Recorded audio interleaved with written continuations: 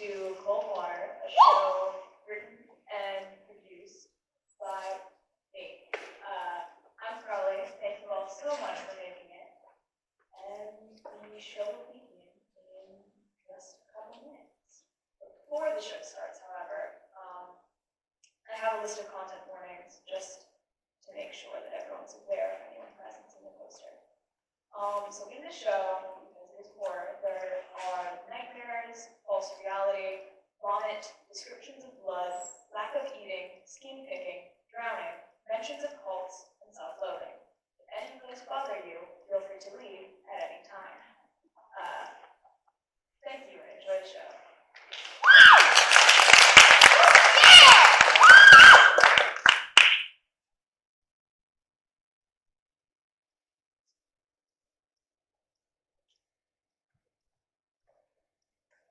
February 28th. I wake up in the early hours of the morning, and it is still dark outside. Aches run over my body like low, rippling water, and I am cold. Pain is dull in my chest, and I feel dirty. I feel as though I secrete oil through every pore on my vessel. I toss and turn until I roll and get out of bed, wandering to the bathroom. The faucet produces a dreadful, overwhelming sound that breaks the silence as water fills my glass. I bring it to my lips, and my hands tremble. The water is like ice. I cough in surprise, the cold intrusion freezing my throat as I splutter and swallow. I double over my sink and bark out a too-dry cough as something spills from my lips. I look into the basin below and see thin dirt trickling down a thread of saliva my mouth had produced. I hack again, and thick phlegm mixes with the muddy image as my eyes prick with tears. I'm disgusting. I must be sick. That is why I'm so exhausted and shaky. I should shower. I turn the knob to the shower and feel the spray of water on my hand until I am satisfied with the boiling hot temperature. I undress, and my skin becomes akin with goose flesh, as it is stung by the cold air and chilled by my freezing hands. I step into the shower, and the bumps do not vanish even slightly. I shiver despite the burning temperature. It is disappointing, and I curl into myself, finding no reprieve as my cold skin presses against itself. I feel my body rack in agony, and I bring my fist up to my mouth as I cough aggressively, once again bringing dirt from my lips. The ache in my chest tightens, and I writhe in pain like a snail drying from salt. I do not dry, though. Instead, I am soggy and dripping as water pours over my form, but neglects to wash away the filth. I take my used bar of soap and lather it until slick bubbles form. I rub it against my bony shoulder, and it slides with ease like butter over a hot pan. I gather the soap and run my fingers against my skin, but do not feel any less disgusting. I continue this pattern across my torso and stomach, scratching at the skin until grime builds underneath my fingernails. I pick at them until everything from underneath is out, until crimson starts to form from the peeling skin and falls with the running water. This is not helping at all. I turn the knob and the water flashes cold until it is off and I am left shivering. It is painful, and what little comfort I might have had in the tidal chamber is stripped away as I towel myself in vain to get dry. Wiping away the fog on the mirror, I see my pockmarked and worn skin from years of picking and picking and picking and picking at any blemish I see with my scrutinizing gaze.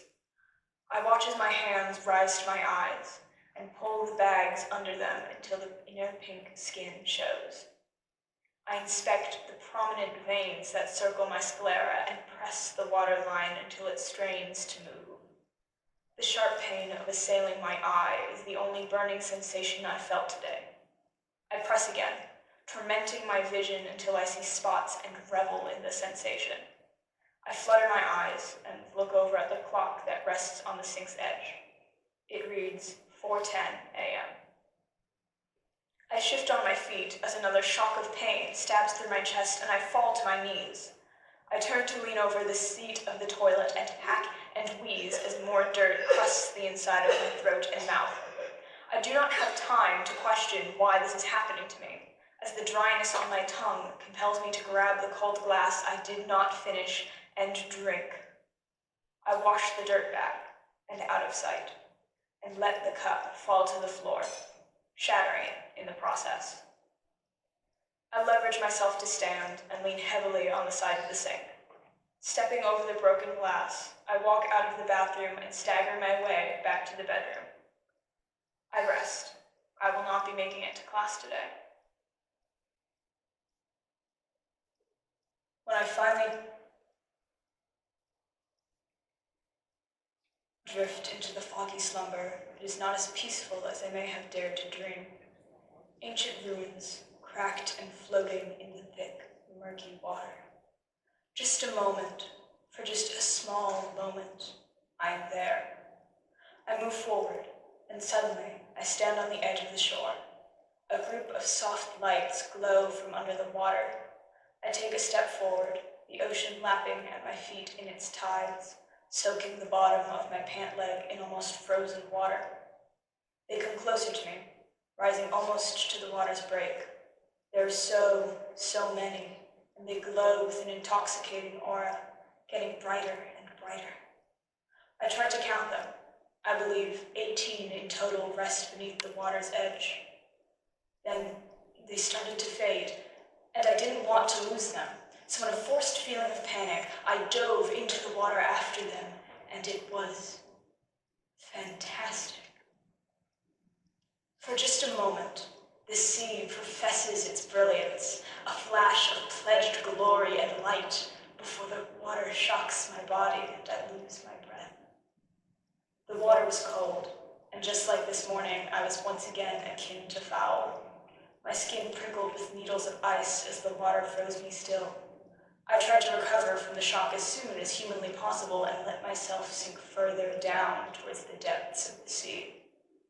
The light had changed color, now a pearlescent white that shimmered beneath the caverns and ruins. They crumbled before my eyes, slowly falling to the ocean floor and disrupting the salt and silt. The only scintillation that filtered through the deepness came from behind the structures. No song permeated the water. I felt a chant. It rumbled through my body. Cthulhu, Flactica, Cthulhu, Le.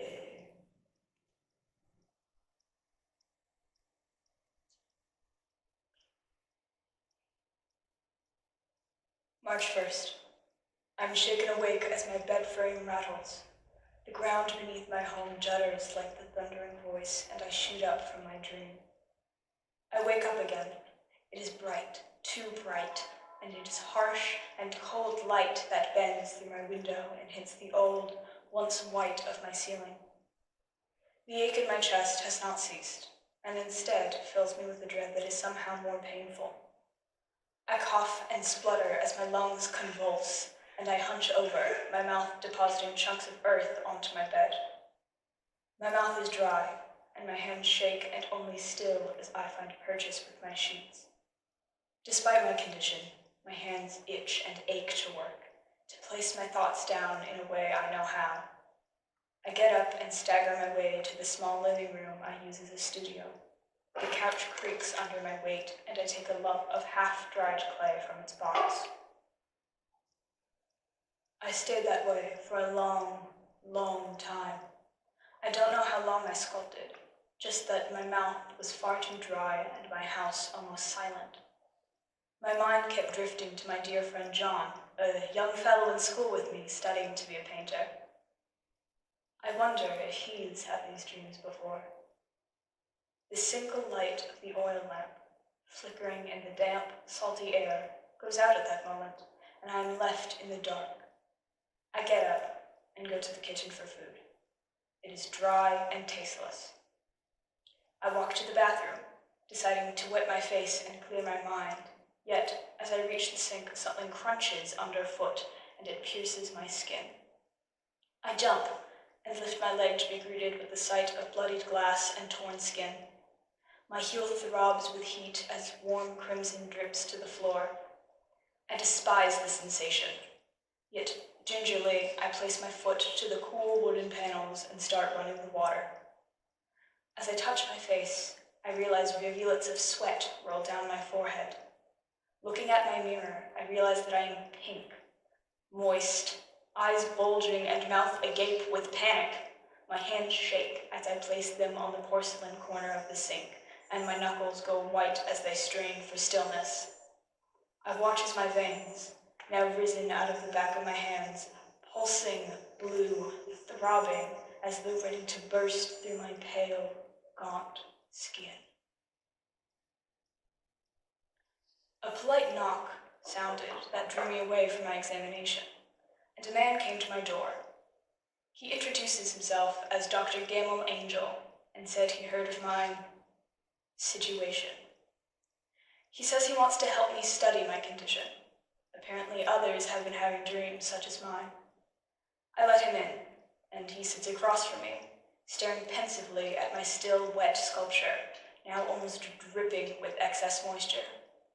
His brow is furrowed, lower lip ever so slightly pushed, while the inner corner recedes in subtle disgust and intrigue. "You made this?" he asks me, and I quickly nod. "Yes," I say. "I've been having dreams, and constructed this out of clay from my very sleep last night. I tell you, I haven't seen good rest in months, consciously or not. I feel as though my grasp on this world is slipping, as though the light of a street lamp could turn me sea-wise." He simply nods understandingly, shifting in his seat, and looks me in the eyes and asks if this was a new thing. "It had been weeks," I said. "It is new indeed, for I made it last night in a dream of strange cities, and dreams are older than brooding tear. It is the contemplative Sphinx, or the garden-gilded Babylon, as I believe it guides me to safety, or somewhere quieter." "Quieter than what?" he asks. I pause, swallowing deeply as I look into my damp, misty mind.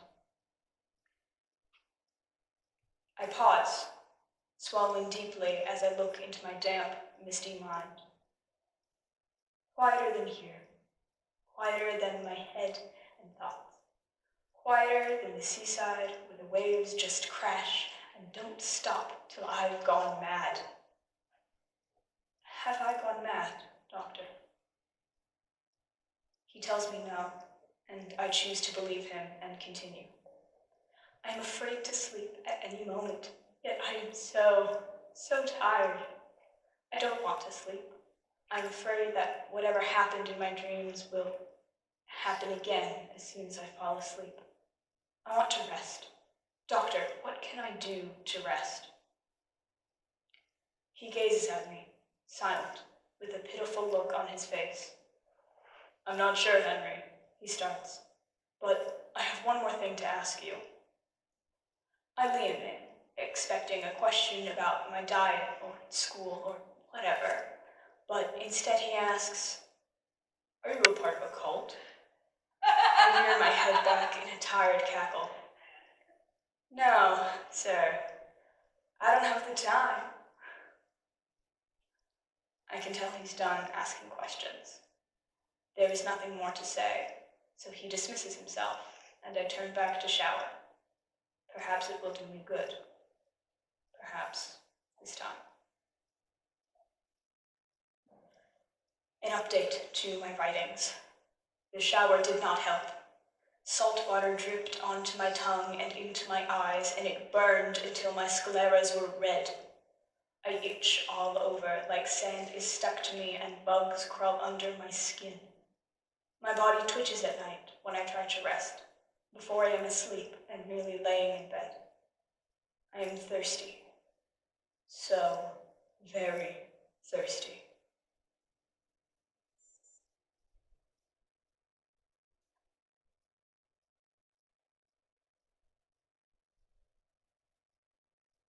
met with John that evening at the beach.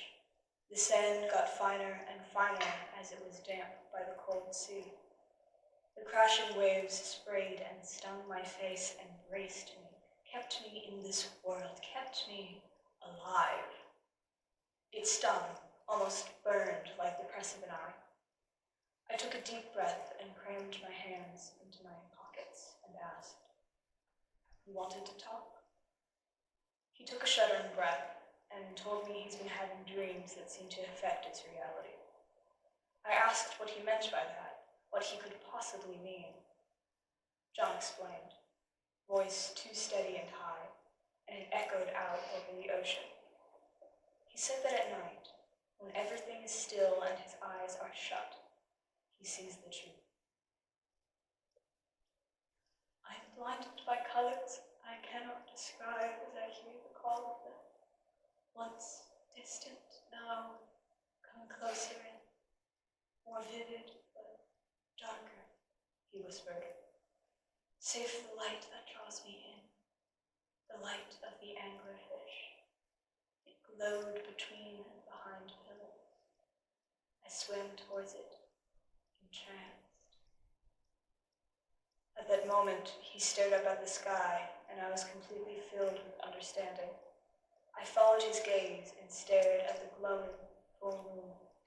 I could understand the dread that filled his heart and pitted in his stomach. The gleam of it reflected on his eyes, and I saw the image of the anglerfish he described. The pull of the wave as the light seemed to undulate and shift. I turned to the moon and its lure, and I recentered my feet against the dirt and sand below me, as looking at it made me feel dizzy and off balance.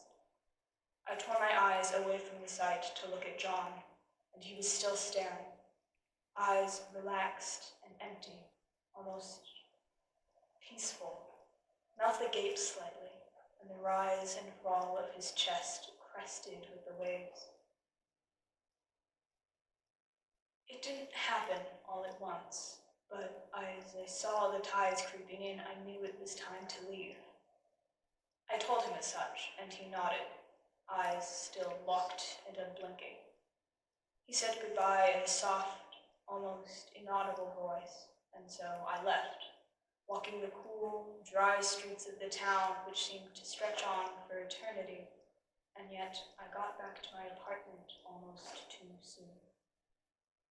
I unlocked the door and immediately went to wash my face, to feel the cold water against my skin and to drink, to relish in the passing of the dryness in my mouth.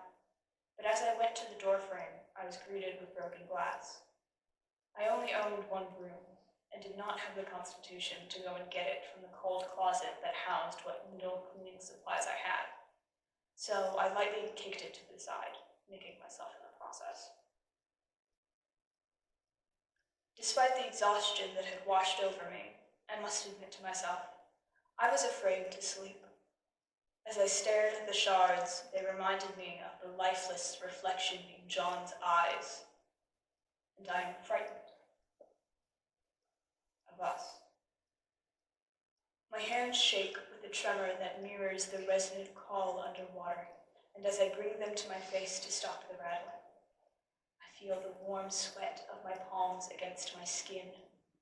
It repulses me, the secretion from my palms, the tender rawness of my muscles that somehow ache despite no use. What is happening to me that I must be so sweltering? That sweat that drips from my brow. Perhaps I should not wish to be warm. Perhaps John was right to welcome the dreams, to accept the cooling water that could wash away what boiling could not. I do decide to sleep that night, to see if I will awaken in a pool of salt that reeks of oil and dirt, to see if when I sleep I will be beckoned by the dreams, and when I wake I will be laying in a pile of restless misery that I once called a bed. Despite my wishes, everything is cold to the touch, yet any warmth I have felt in the past few days has burned. Perhaps it is for the best, and I will choose not to mind for the time being. I fell asleep that night, despite the creeping dread that nightmares would come, And behold, come they did. As soon as I drifted into slumber, the cold washed over me, and I was consumed by darkness, save for that damned glowing below. The subtle light shifted between the old crumbling pillars, reflecting off the erosion and dancing in the deep waters. I looked down at that old, sunken city, and the call once again began. The words were faint, but rippled through my body much like the sea. It whispered, and I did not comprehend, yet I did understand. I understood that it was beckoning me. The deep drone resonates through everything shifting for it and only it. I know deep in my soul that otherwise everything would be still, that it is letting me move. And so in that moment, the presence of the darkness does not weigh on me, and the cold is welcoming and does not sting my flesh. There was no need for breath, no need for words or language. Nothing weighed me down, and I was free to float. Yet I chose to look downwards.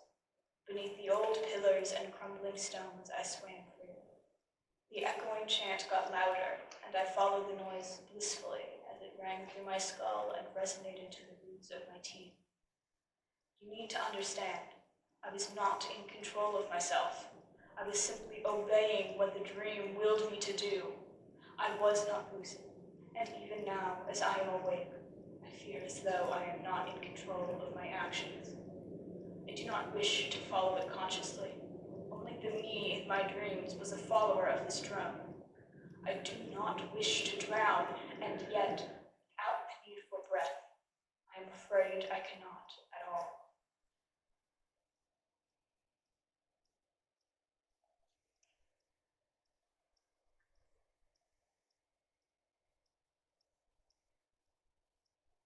March 28th. On the nights where I am freed early from my visions, I am ill. My head rested against the chipping paint of the old bathroom wall. I was sitting on the floor, head spinning and throat burning with the lining of my stomach. What spilled out when my head rung over the basin had no thickness to it, all just acidic, acrid water that churned in and out of my stomach. Curse this wretched body. I do not indulge in anything that would change my unconscious and body so drastically. So what is the cause of this ailment? Could my dreams be true? Is this really and truly an otherworldly sickness within me? I cough again, and something gets stuck in my throat. I retch, and something stings in my gullet. Tears prick my eyes as I choke out whatever it is. It is silt. Dirt and sand, like that of the ocean floor, like that of every night. When the air hangs thick and the roads are damp, when I leave my house, I fear looking up at the moon. Yet still, I wander to the beach and kneel before the sea. The tide comes in, cold and comforting, numbing my feet and hands as I press my forehead to the sand. I feel the pale light of the gibbous moon glisten on my wet skin. My own silt flows out to the sea with the waves as my body expels my filth from the pit of my stomach.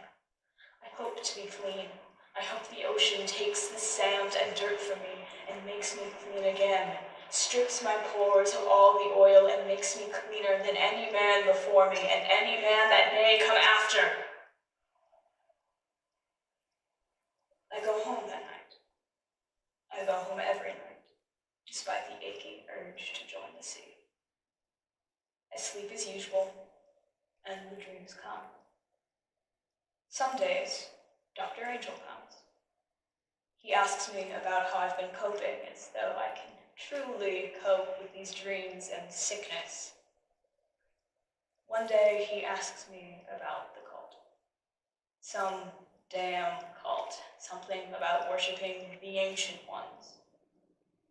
No matter what I say to him, whatever he believes, I do in fact know about the old ones. I know about their divinity, their power, but it is no cult. No cult could properly worship Cthulhu, Nyarlathotep, Enki. No dancing or feast or flame could offer a sacrifice worthy of them. It doesn't matter. I'm not a part of a cult. My mind simply does not know how to act, how to think, to comprehend, and my body is not much better. Whenever I manage to choke down food, my throat contracts and refuses to swallow. I am hungry, though for what I do not know.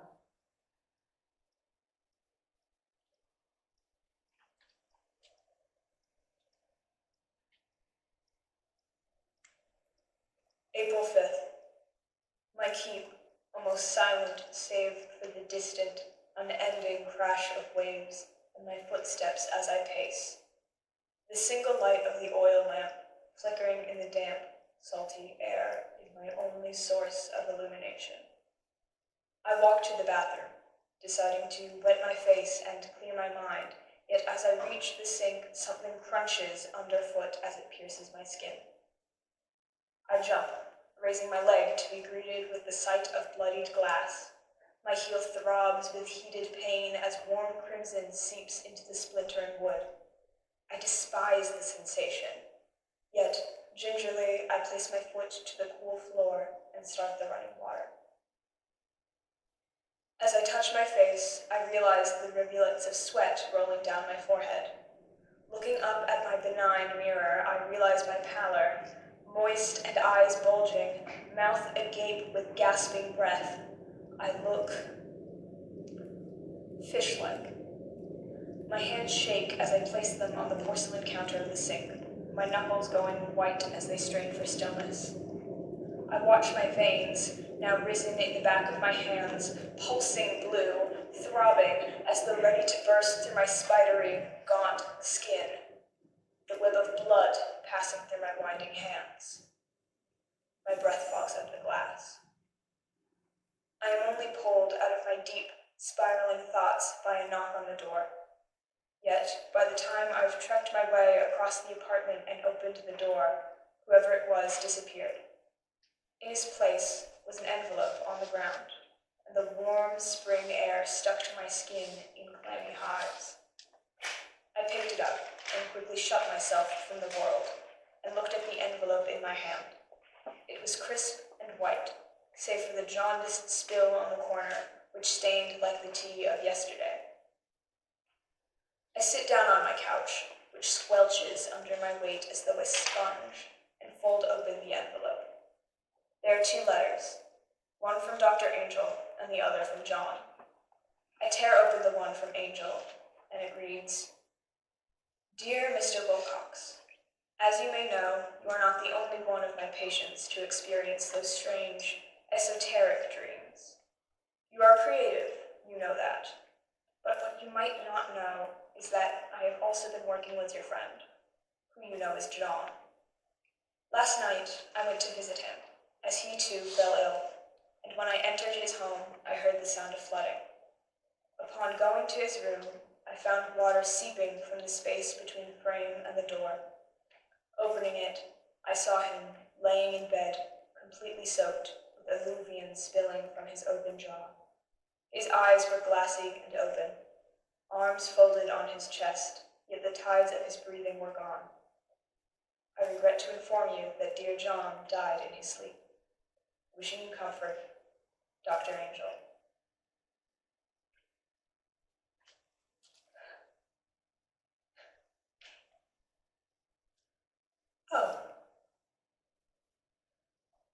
Oh, dear John. Drowned? I wish not to believe it.